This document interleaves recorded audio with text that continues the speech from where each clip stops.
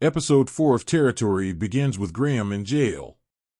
Hank is not injured, but Graham has been arrested for firing the gun. Emily visits him and he lashes out at her as he believes she is leaving him for Campbell. She is upset and he apologizes as she storms off. Meanwhile, Marshall and Sharney are busy trying to avoid the thieves. It seems that Rich has outed them and the thieves surround their old hideout. Marshall and Sharney decide to leave the city, but on their way out, they bicker as she believes they have cheated on Rich.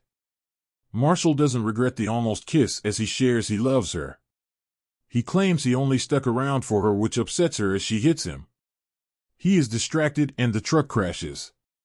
Onto the Daniel mystery. Hank knows nothing about the saddle and Emily goes looking for Elton.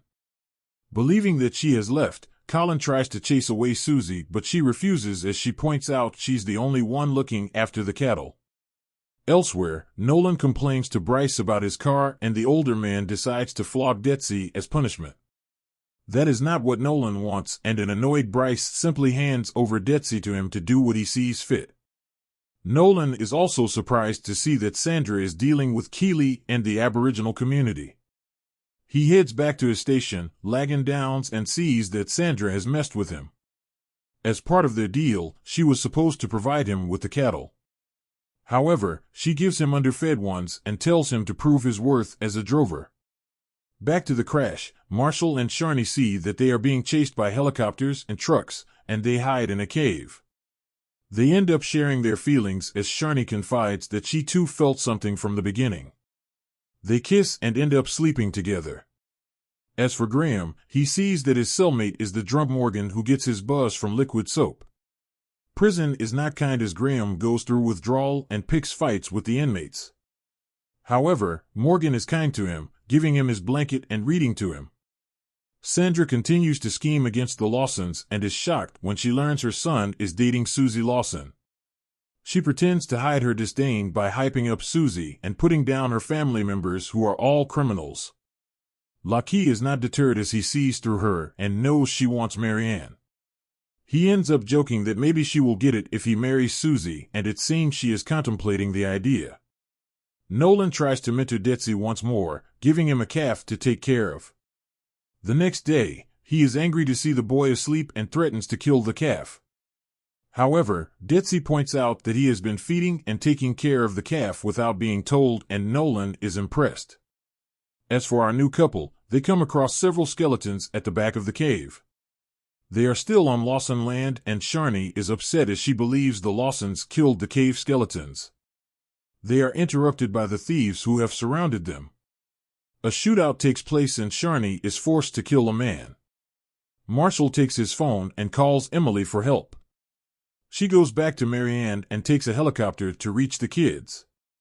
We finally see that the culprit is Campbell, who spots Emily and orders his men to stop shooting. However, they don't stop and shoot the kids. Sharney falls off the cliff while Marshall is shot in the leg. He believes Sharney is dead and Emily arrives and rushes him to the helicopter as he tells her about the stolen cattle. She confronts Campbell, who shares that he is tired of waiting.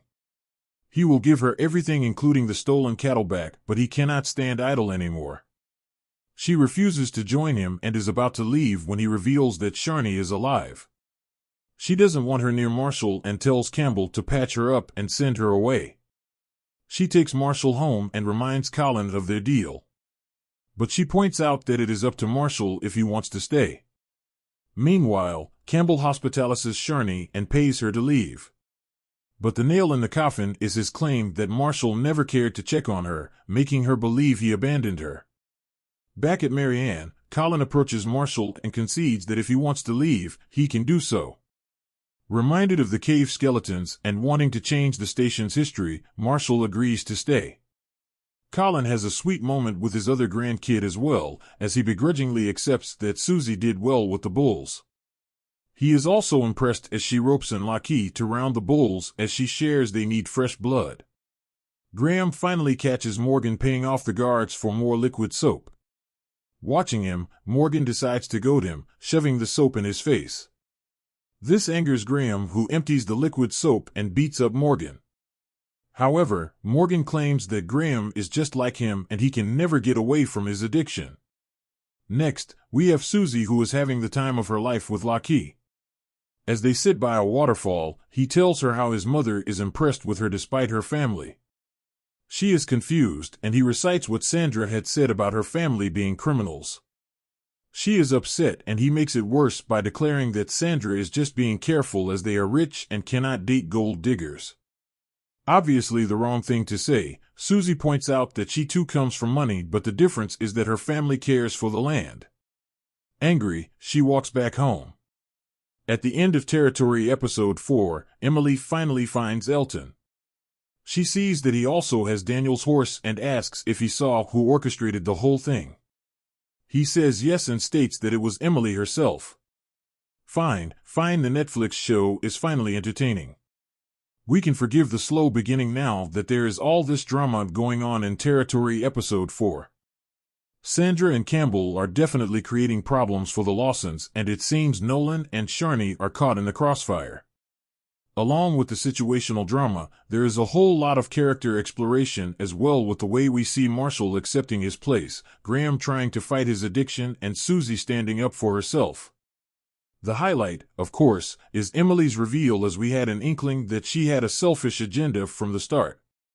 Sure, she may love Marshall and Graham, but let's not forget that she kissed Campbell and offered to take care of Marshall only if Susie got a cut. It makes sense that with Daniel gone, she would have the most to benefit, whether the land went to her husband who loves her, stepson who dotes on her, or her biological daughter.